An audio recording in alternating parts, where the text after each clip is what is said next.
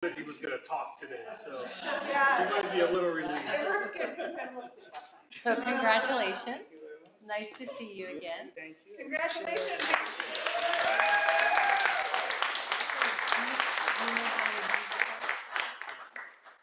So can you, I asked Mary how many homes he sold in Inspirado alone. So I know it is a lot. I don't know how many it was, but because some of them pushed it the next year, so but I think it was like something.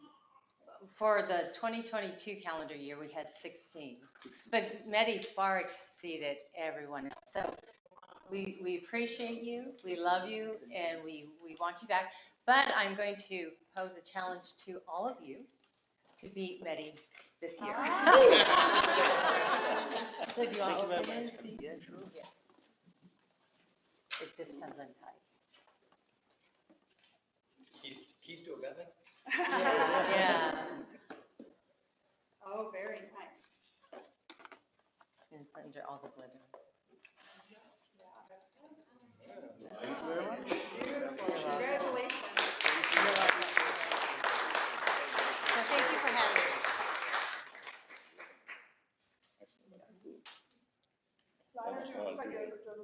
There you go. Thank you, everyone. Good job, Eddie. All right, congratulations. That's quite the accomplishment. So congratulations, Mehdi. And we have a very special speaker with us tonight. And Chris, today. Chris Bishop's going to go ahead and introduce him. Yay, Chris!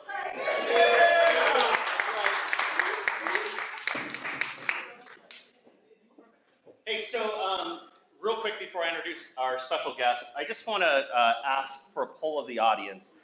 Who thinks the Las Vegas real estate market is absolutely fantastic? Show of hands. Okay. I asked that 2 meetings ago, and there were a lot of gloomy gusses in the room. And all I want to say is things are changing dramatically. Have you guys noticed that the inventory levels are continuing to drop?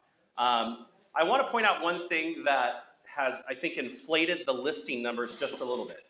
Have you noticed any agents that take a listing that doesn't sell in 3 days anymore, and they take it off the market and put it back onto the market? Have you noticed that? Yes. And so every time that happens, it does artificially inflate the number of new listings that go onto the marketplace. And so I just want you to keep that in mind, but inventory levels themselves have continued to drop. The median sales price has stabilized for the second month in a row. And who here has buyers that have come back and decided to actually buy a house that were on the fence? That's what I'm hearing all over. So don't take the naysayers at face value. There's a lot of business in the marketplace. There's a lot of money left to be made. And I'm noticing that signature agents are out there killing it. So congratulations, you guys, for doing that. Give yourself a round of applause.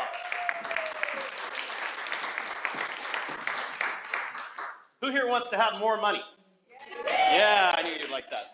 So there's a gentleman that I've known for about 15 years. His name is Steve Wooten. Steve, come on up and join me up on stage. Steve, you may have seen Steve before because he's on Channel 13. He's an important guy. But Steve is a financial guru. He actually has been looking after the investments for the Las Vegas Association of Realtors for 20 years. Something like that. Wow, I was way 5 when before I I was started. born. Yeah. And I got to know Steve because, and Janet as well, and Tom, and Keith, and Brandon, and all those people that have been on the board, and Ellie. Steve has been our go-to financial guy for many, many years. And when everyone else was losing money in the marketplace, the association has a very low tolerance for risk, like under 4% risk factor or whatever it is. We'll go with that. Yeah, we're good with that. And so the point is, Steve was able to steer the association's finances through that and maintain a positive balance in that account, even when things were weird. And so, Steve, we always talk about the real estate market. We always talk about how many homes are out there. Tell us what the financial markets are looking like and how we should feel about that. Yeah, thanks for having me, and it's a pleasure to work with all you guys. Actually, you guys are all my clients, and you don't even know it. So thank you for that. I like to keep these things fairly informal, so raise your hand if you have any questions. I hate hearing myself speak, so fire away if you have anything to discuss. To answer your question, I too love the Vegas real estate market. I'll share some of my experience. I recently was a home seller and a home buyer in the last couple of months, so I lived what the average buyer and seller is going through. So we can talk about that. Where do we see the economy at this point? There's a lot of good news, bad news out there. So let's play some tennis. The inflation numbers came out this morning.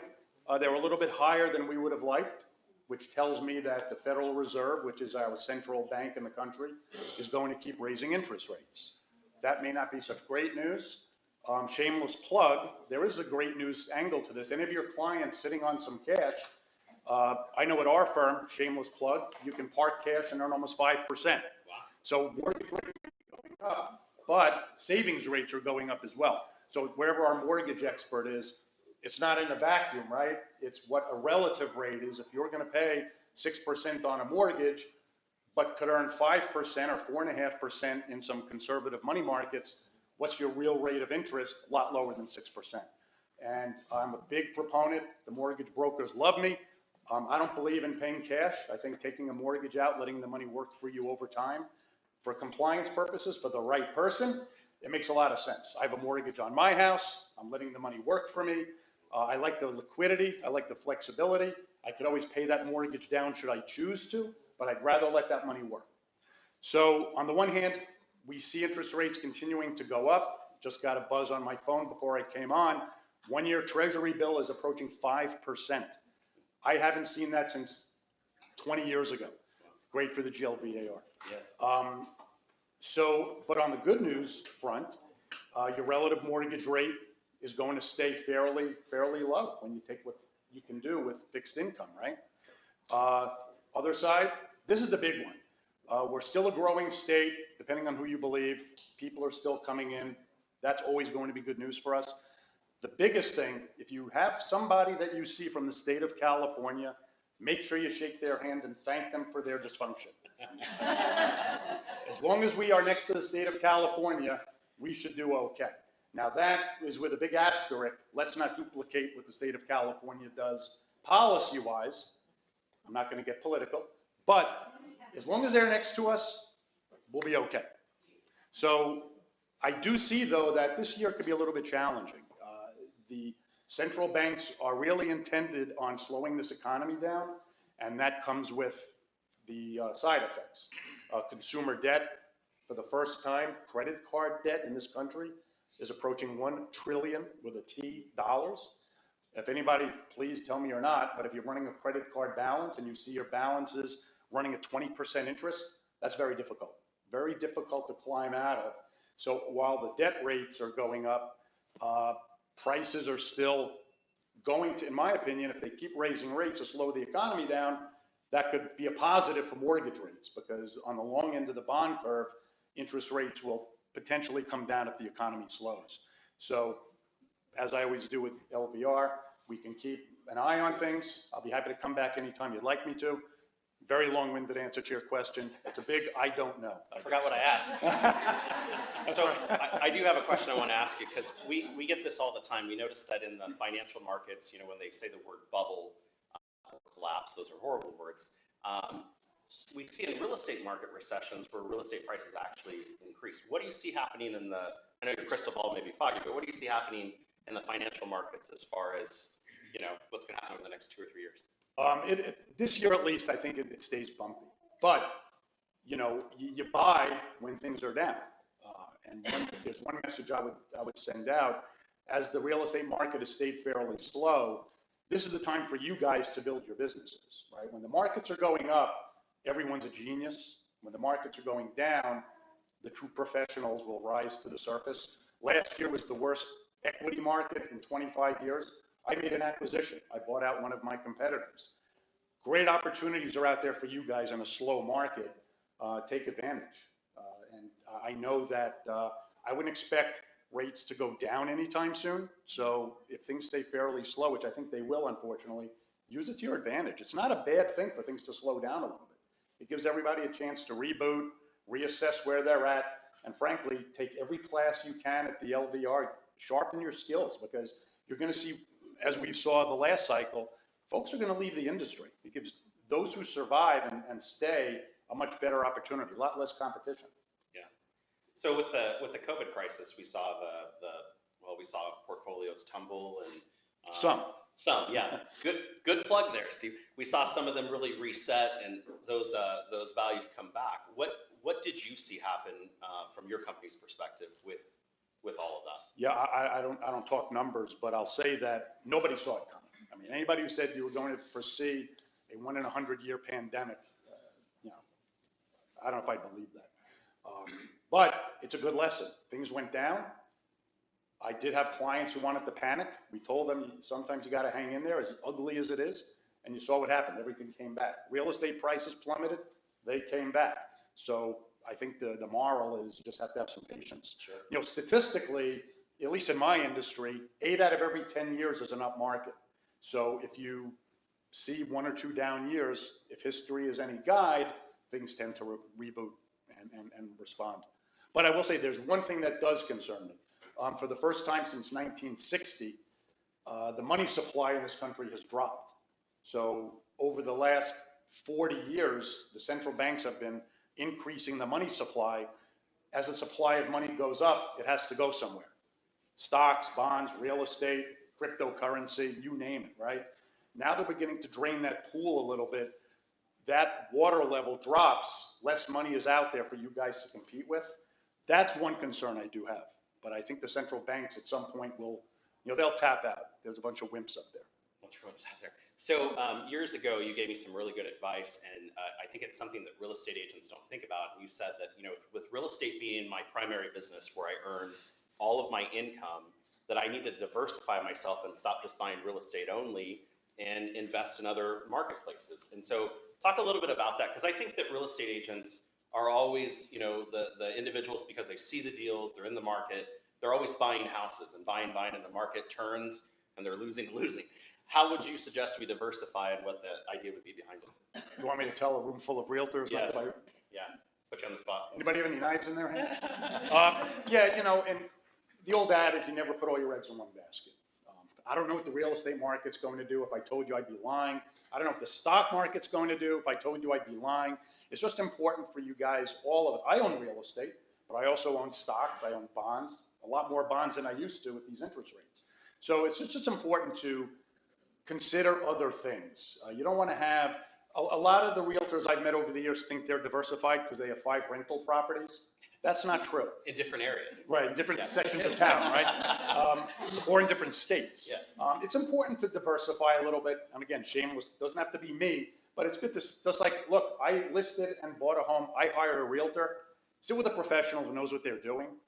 Get some references, get some referrals, but it's important to think outside the box and diversify yourself a little bit. Because one thing I will tell you, things go in cycles. One of the first lessons I learned doing what I did, I had a mentor teach me. He said, you're never wrong in this business, you're just early. And if you think about what that means, it's everything is cyclical, right? So don't throw your eggs in one basket. So one of the things I was thinking about the other day is that, for an entry-level buyer to get into the marketplace to buy their first home, the biggest issue we still see is that they're, struggling to be able to afford the home that they want. They lost a bedroom and probably a 1-car garage. But it's the savings for the down payment. We have such great programs out there where there's government money and grants. What product do you have that we could entice a buyer with planning for their savings of their down payment that makes it easier for them? Yeah, like I said, I made a shameless plug.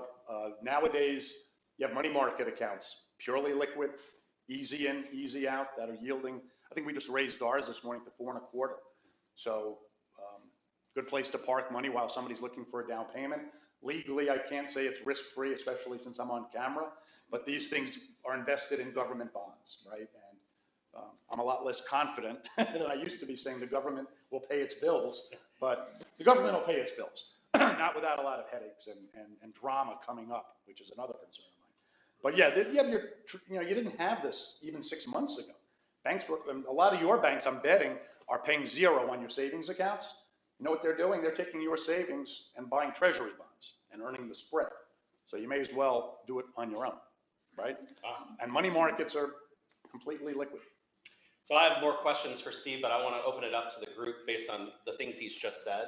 Yeah, Roy's please. got his hand up. Questions, please. Go ahead. Yeah, so real quick question. So a lot of the realtors don't feel like they have enough money to put in to start a financial planning or anything for their savings. Do you have a certain dollar amount that you can think of, or is anybody just, 100, I mean, like, what is your? $1 a day can, with the technology nowadays, you can get started for as little as $1 a day. One of the things to consider, it's tax time. It's not too late to plan for 2022. There are things you can set up as independent contractors, something called SEP IRAs, single 401ks.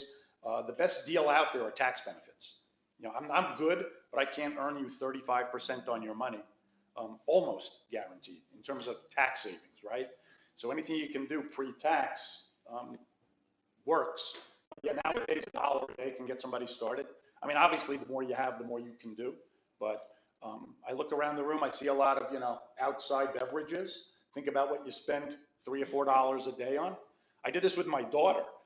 She's a college freshman, and I got her started investing. And I told her, every time you go to Dutch Bros, think of what you can do. $6 at Dutch Bros, and it's like 80 grams of sugar. I'm like, what are you doing? So we started putting that money away for her. Yeah. She's my toughest client, actually. She has it on the app. Dad, I'm losing money. I'm losing money. Yeah. I should have thought twice before I told her to start investing. But yeah, there's really no minimums nowadays. Yeah. Good question. Yes, in the back. What app are you using? What app am I using? What, to check accounts? Yeah, you said your daughter's. Oh, like my company, the Buden Group, we have an app that you can check your balances on. And yeah, send me hate mail or do whatever it is. I mean, with the technology, it's probably like with the real estate, right? I mean, the technology nowadays is so great. You can set it up like, what I like, I do this for myself. I set it up electronically, the first of the month. The old adage, pay yourself first. Yeah. Pay yourself first, then the mortgage, and then everything else. So that's an interesting point with the app. One of the differences between your business and our business is people wish that they could go in every day and watch their home go up or down. And I get those emails. Sometimes Zillow does help it go up or down. But Yeah. In your business, what's your advice for people that sit there and look at their brokerage account every day? Is that like, stop doing it? Yeah, it's funny that you Fear say the that. habit? Yeah, it's funny that you say that because I can track on my end who's looking. And I have all these tough guys that I play golf with too. Oh, I could take it. And these guys, twice a day, these guys are on the website. It's good to know what's going on, but it doesn't mean you have to panic, right? I mean, I think one of the great things about the great financial crisis with everybody's home value dropping is you couldn't sell. And that's sometimes a good thing. Sometimes if you're forced to hang in there, it works out, right? Because it comes back. But I tell our clients, you know, check once a week. And if you're unhappy, let me know. And my assistant and I could always tell how the market's doing because when the markets are up, again, they don't need me. And the phone is quiet, the market drops, I'm the idiot, and I don't know what I'm doing, and they call. So we could always track the market by the phone calls. But once a week is good. Other questions, please? I hate talking. I'm used to sound bites. I talk I in 10 think seconds. you answered this question already, but I hear a lot of people say you shouldn't keep your money just sitting in a bank. In your opinion, where you think is the best place? You said a market account or There's something called the money market. money market? It's kind of a glorified savings account. So you go to the you have a bank account. You can Right. use your debit card and do whatever, have lunch at Lucille's, right? A money market is kind of one step removed. And this is what I tell clients. It's kind of a nice, prevents you from that, you know, Dutch Bros purchase. A money market, with us at least, doesn't have a debit card attached to it. So when you put it aside, it doesn't show up on your phone in your bank account. So, no, I think you should have a bank account. I think that to have funds, you know, this gets back to I tell everyone, whatever you can sleep at night, investing is what's important. So if you have, I don't know, a couple of $1,000s in the bank that you can use to, you know, go to REI and buy something on sale, that's great. It shouldn't be your life savings in a savings account. There's a balance of the savings. I know my bank is paying me they just bumped it to 0.35, Oh, that works. right? And I just moved a whole bunch of money to a money market paying me 4.25. I can go back and forth, but especially with apps and everything, it's easy to do. You can take the money out of there without getting taxed on it or anything like that? Yeah, so the taxes are owed on interest. So if you have $1,000 in your bank account and they pay you $3 in interest, the $3 is taxable, right? The interest you earn, not the $1,000. Okay. Unless it's an individual retirement account. Gets a little bit complicated. We could talk about that off camera, so it's not confusing. But yeah, there are ways to put money aside. Like I said, this is the first time in 15 years I'm saying this. There are alternatives out there that didn't exist. You know, treasury bills a year ago were paying nothing. Now they're 4%. Patricia? My neighbors are all talking bonds, something that Yes. doesn't happen with the bonds. I was just mentioning that. They want a better bond with you, or what? Like the bonds. That's good, But- that's good. But it's like a crazy amount, and then there's a cap on what you can buy, but there's ways you can do it. Oh, yeah, I don't want to get, I know Yeah. something called I-bonds. We could talk about that off camera, but I-bonds are a special type of treasury bond that pay interest based on the inflation rate. But they limit you to $10,000, and it's $10,000 per person or account registration. Depending on how much money somebody has, you know, a $10,000 investment may or may not be worth it. Yeah, you can only buy it directly through the treasury. I mean, as good as the promise is, that's with anything the government does. The promise is nice, but sometimes the execution is not. But it's not a bad thing. Yeah. But the problem with the I-bonds is there's holding periods. So they're not entirely liquid, meaning if you surrender them early, you pay penalties like you would a CD or something like that. For the record, I'm not a big fan of those, but How do you buy a regular one, not But the? that's the one. you could, from us, or you could actually buy those from the treasury as well. There's a time frame though too on bonds too, right? Like, Bonds, what's so, typical? good question. How do you buy bonds or how do the bonds work? A bond is basically a loan. You lend money to somebody and they pay you back. And the US government, I know this comes as a shock, they borrow a lot of money. And you can lend it to them in terms of 7 days up to 30 years. And just depending on the interest rate and the time frame you're comfortable with, you can buy various types of bonds. You can go to ustreasury.gov and buy them. Don't put that in your phone. You call the Buden Group instead. Oh, Yes. it's different. Yeah, you can buy Shameless them. plug again, come on. Shameless plug. Yeah, But that's you can something, buy them directly.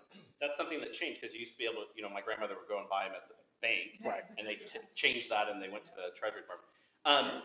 So one of the things that I think is really interesting about what you're talking about is I had an agent friend who their goal in their business was, as they sold a home, they took a piece of that, they put it into their 401k that they had managed by a financial professional such as yourself.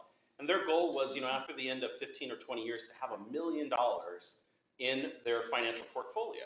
And the big concern for them for many years was all of that money is tied up. Like, it's over there and I can't touch it, I gotta leave it alone. And if I take it out, it's a penalty, except for a home purchase. By the way, there are opportunities for that. Yep. But what she didn't realize is that she did run into some financial troubles, and she was able to take a loan against her 401k through her financial advisor, and the debt isn't taxed because it's debt, and she's got to pay it back to that That's right. portfolio. Yeah. So talk a little bit about that, because I think that's the trepidation for a lot of people to put money where they can't see it. Is like, oh my God, what if something happens? What are my options? It doesn't mean I have to liquidate everything. Right, well, think about that client of yours or that friend of yours who owned a rental property and they needed cash. I don't see an ATM on the side of a house, No, we looked. right? So you'd have to sell the house. Yeah. And we all know what happens at a fire. I like it when that happens, though. That's okay. That's right, that's right. You want more emergencies. Yes. I forgot about that. Depending on what you do, right, and this is why it's important to sit with a professional. There's pros and cons with any investment.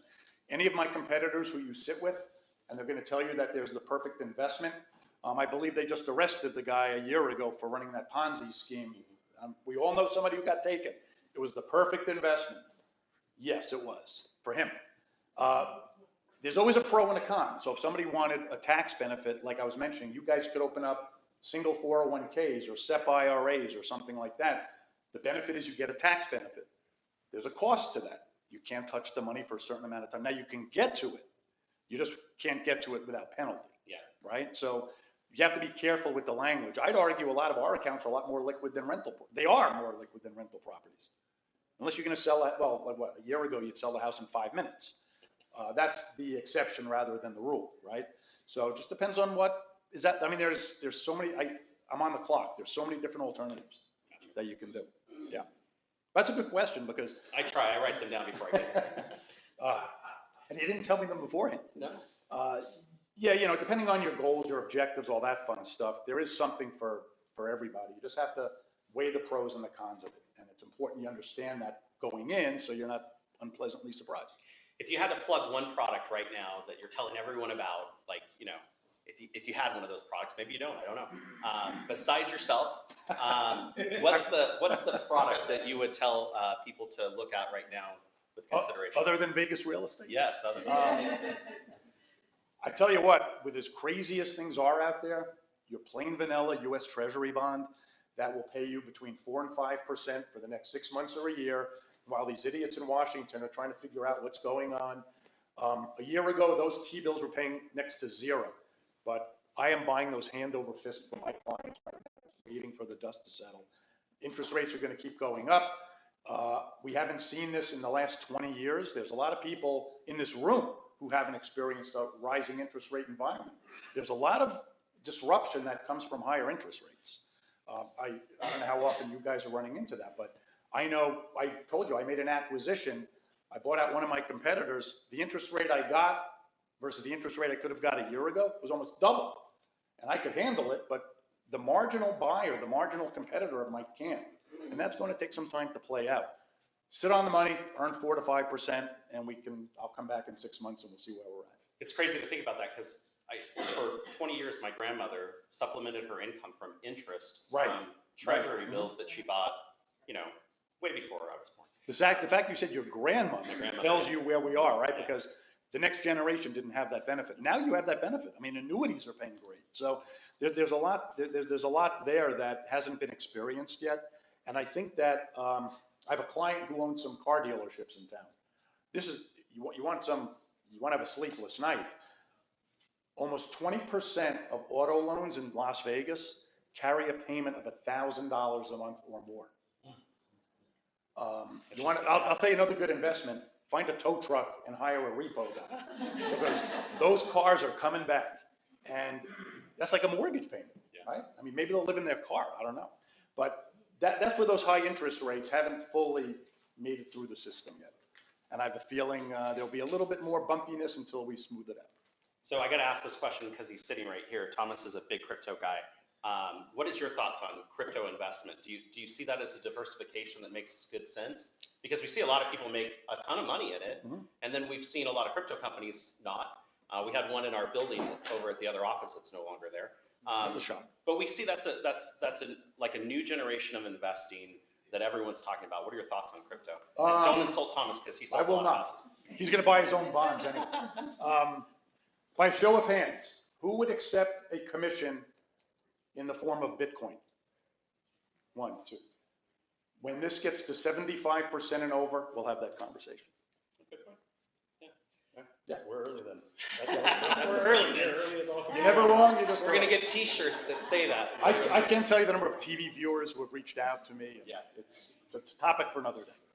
So for those here and those in TV land that want to get more information for themselves or for their clients, what should they do? And tell them a little bit about, you know, your financial advice that you provide to different media outlets and stations and how they can plug in to get that information. Yeah, you can find me on ktnv.com. I do the financial analysis for the Channel 13 local news affiliate. You can reach us at www.thebudengroup.com. I'll hang out afterwards if anybody has any questions. How do you spell that? I don't think anyone. That's a good spelled point. that. www, you mean? The BUDIN, budengroup.com.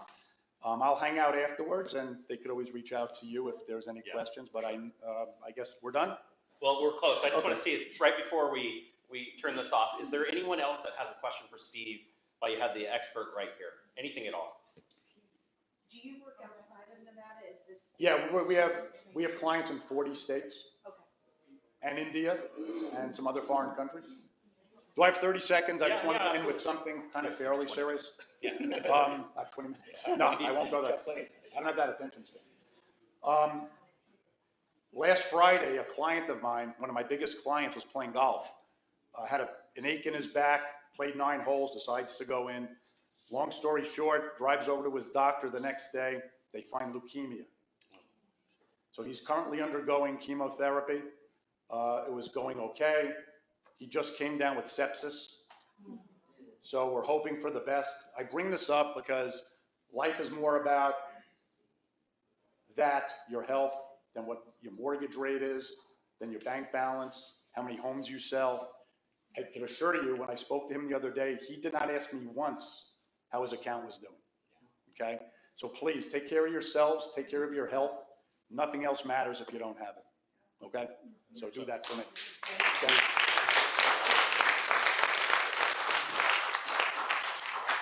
So the reason I asked Steve to be here, real quick before Roya yanks me off, the reason I asked Steve to be here is I think it's extremely important as small business owners. Every single one of us are small business owners that are investing in the commodity of ourselves.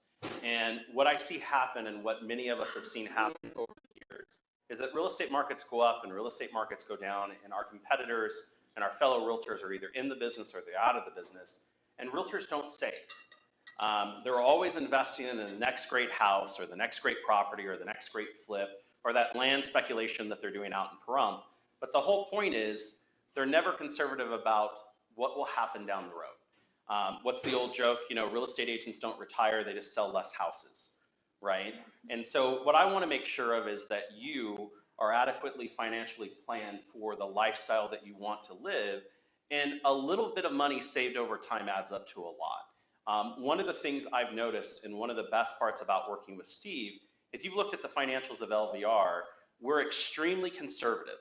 And when I say under 4% risk, nobody does that. We're talking about only bonds and small amounts of cash for the safety of our dues dollars. It's amazing how much that money has grown over the course of the last 20 years. And what's also interesting is that everybody gets so upset and so wrapped into the marketplace and what they see on TV and what agents say on social media that they start reacting. And when you have a long-term investment strategy, it doesn't matter whether the market's going up and down, it's about the end goal and where it's at that point. If you guys look at the median home price and you take away the ups and downs that we went through, you can draw an escalating line from 2002 to now at a simple appreciation rate of 3 to 4%. But yet that line went like this and all of us felt it, right? Because we reacted to it. So I hope you guys enjoyed it. I want to thank Todd and Roya for having us. And I'll get the hell out of the way.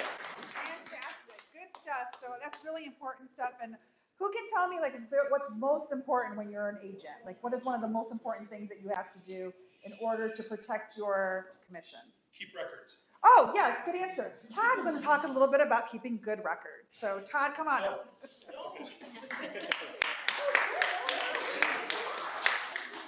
So I did want to take a few minutes. I'm glad that I have this opportunity because we weren't sure that I would. Recently, I've been involved in what we call an arbitration case. Does everybody know what that is? I can't talk about the case specifically, but I want to talk about kind of what the results of the case were and why they turned out that way, in my opinion. So one of my joys in this business, unlike a lot of you, isn't showing homes. It isn't going on listing appointments. That's not what I really enjoy about this business. What I enjoy are the hard things, the things that most people can't solve. That's the part that I thrive on, right? So one of those tends to be, I don't want to say conflict, but it's conflict, right? It's one person doesn't agree with somebody else, and those two people can't realize that there needs to be a win-win that comes out so that both parties are happy, right? So recently got to be a part of an arbitration case. It was a tragic ending for one person and a joyful ending for another. And that's never a good way for these things to go down, but that's how this one ended up. And I want to tell you that Signature was successful. We won. Whatever that looks like, right? We were able to go into this arbitration and we were able to share and get the people who got to make that decision to lean our way and give us a decision over winning some commission. And I want you to know that it wasn't a small amount of money. It was more than double what most Americans make every year. Okay, it was a lot of money that was at stake for one commission.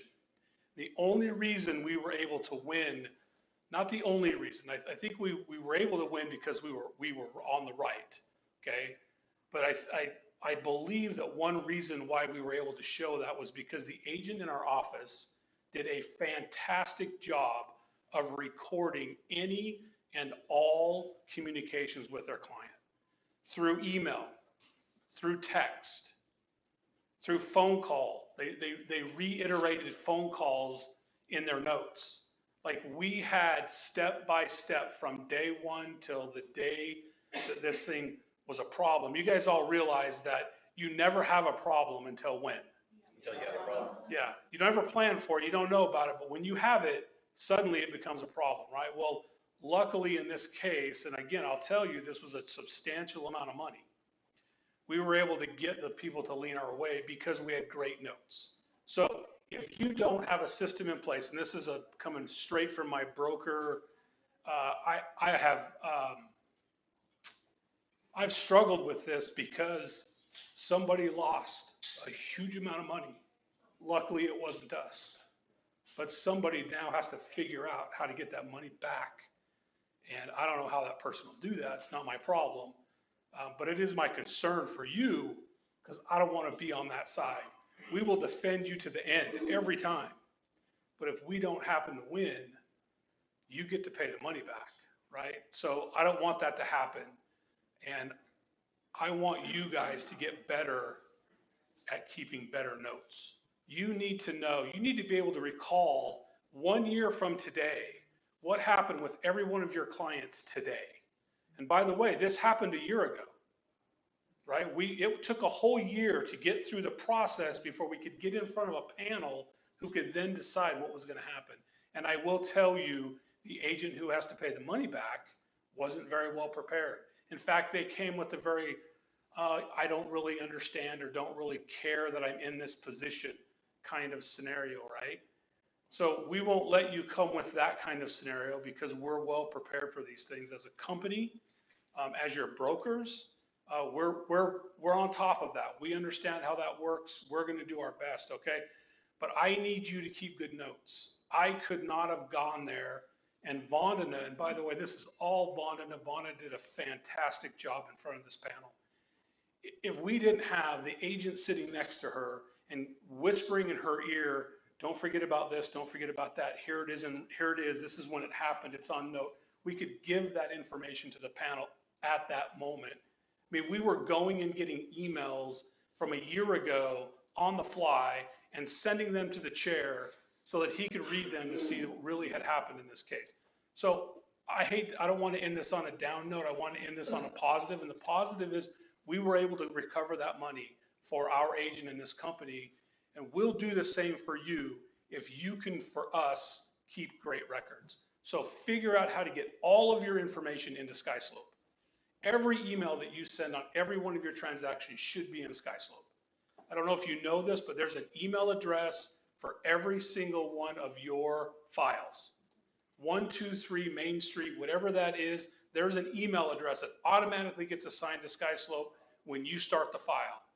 That should be a CC in every email that goes in and out because it automatically puts it into your SkySlope file. You get that? You don't have to do anything other than include an email address and it records all that. Same with all your texts, by the way.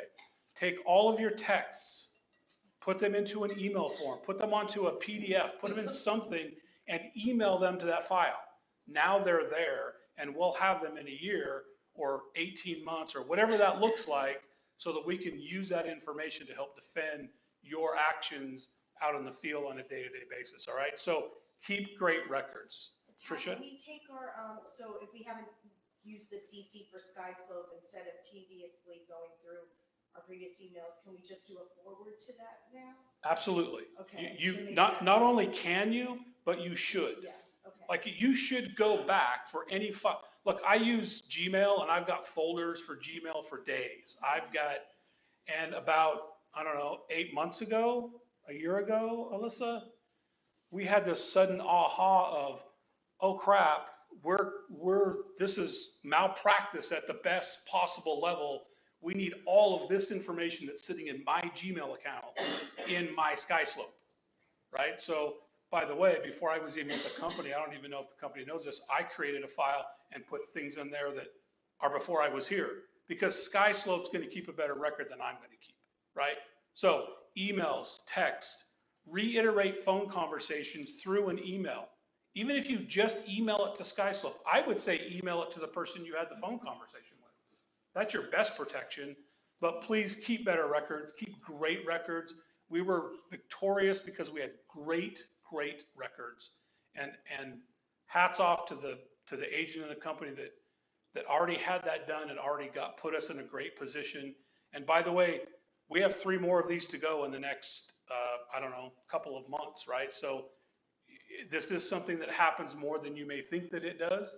And that's another protection that this company does for you at a very, very high level. So please keep better records. Awesome.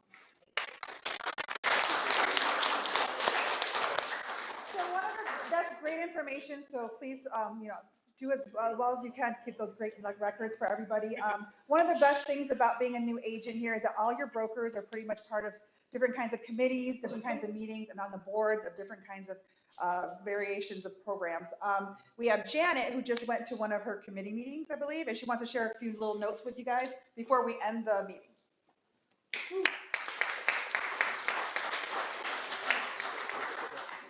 No, I don't need to sit. It's short and sweet. Thank you, though. Short and sweet doesn't exist for you. Yes, it does. So there's a saying that I've used with my agents for years, which follows along with what Todd said. Because there was a saying with my husband when he was in the military, he who has the most keys, dies with the most keys wins. But he who dies with the most notes wins. So keep that in mind. So anyway, I went to political affairs last Thursday. A lot of you were there. A lot of you came in after grievance committee let you go early. But this lady, and I just received yesterday her complete PowerPoint presentation, talked about things that you need to know that are upcoming incentives from the Southern Nevada Water Authority. First of all, no non-functional grass by 2027. And oh, by the way, I did put all these notes in the newsletter, but we're having an issue. The program keeps sending out the week before last newsletter, but we'll get that fixed so that you can have all these notes. And Brandon's shaking his head. No, we're not going to get it fixed? No, it's already fixed. It's already out. It already has. Oh, wonderful. Okay. See, ask and you shall receive. Septic tanks. No new septic tank permits. And one thing this lady said from the Southern Nevada Water Authority that was very interesting is, somebody asked a question, so I bought this piece of property out in the middle of nowhere, and there's no sewer anywhere. Can I get an exemption for a septic tank? And you know what she said? We're not going to service you with water if you're not hooked up to sewer. So you got clients buying big lots to big build custom homes out in the middle of nowhere. Yeah, they may not have water or toilet facilities. Okay, evaporative cooling. No new buildings will be allowed to have evaporative cooling. This was just the Las Vegas area, and I noticed in the paper last week, Henderson City Council also passed that. Swimming pools, limited to 600 square feet or less in the future, no big gigantic pools. Any new grass is going to be limited to parks, schools, and cemeteries. No grass in your front yard, no grass in your backyard. If you're not a cemetery, a park, or a school, you don't get grass. Golf courses. Golf courses, their budgets have all been cut by 1/3, and there will be no new golf courses approved. Fountains. No new ornamental water fountains. They will be prohibited. Okay. And the last conservation thing they're going to be doing is water pricing. There will be a punitive punishment rate for the top 10% of single family resident water uses. So this will all be in the newsletter that you should have in your email. Thank you. Yay, thanks, Janet. And actually, thank you everyone for coming today. We're gonna go ahead and end the meeting. Just please don't forget to sign up for the Academy. If you have not gone through that program, you definitely want to do that. And that's it. You guys have any questions? Need anything answered? Any last minute wants and needs? Brandon's in the back And if you want to sign up. Brandon's in the back. Sign up with Brandon before you guys leave. Thank you guys for coming.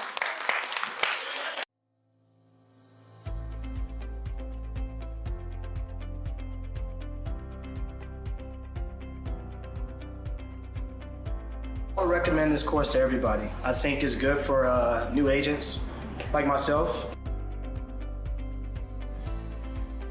I wanted to learn the secret that all agents had, all successful agents had, and I got more than that.